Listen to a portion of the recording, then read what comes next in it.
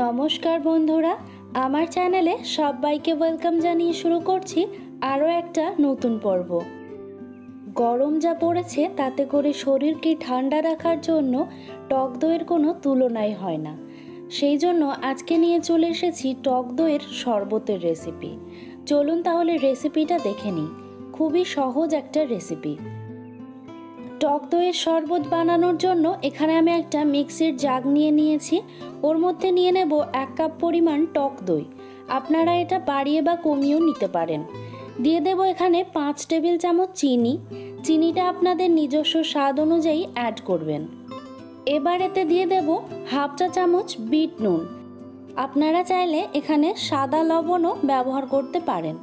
তারপর দিয়ে দিচ্ছি 1/4 চা চামচ গোলমরিচ গুঁড়ো, 1/4 চা চামচ চাট মশলা, আর দিয়ে দেব একটা পাতিলেবুর রস। সব উপকরণগুলো দেওয়া হয়ে গেলে ঢাকনাটা দিয়ে খুব ভালো মতো করে স্মুথভাবে ব্লেন্ড করে নেব। তো দইয়ের মিশ্রণটা আমাদের রেডি হয়ে গেছে। এখন আমি ঢাকনাটা তুলে দেখিয়ে দিচ্ছি। টেক্সচারটা খুবই সুন্দর এসেছে। এখন আমি এর মধ্যে দিয়ে দেব 3 গ্লাস ঠান্ডা জল। এখানে আমি 3 জনের জন্য শরবতটা বানিয়েছি। আপনারা চাইলে এখানে নর্মাল জল ব্যবহার করে বরফও অ্যাড করে নিতে পারেন। তো আমি এখানে ঠান্ডা জলটাই ব্যবহার করেছি। দিয়ে সব কিছুকে আরও একবার ব্লেন্ড করে নেব। তাহলেই কিন্তু আমাদের শরবতটা সার্ভ করার জন্য রেডি। এখন দুটো সার্ভিং গ্লাস নিয়ে ঢেলে নিলেই রেডি হয়ে যাবে আমাদের আজকের রেসিপি দইয়ের শরবত। কেমন লাগলো অবশ্যই কিন্তু জানাতে ভুলবেন না কমেন্টের মাধ্যমে।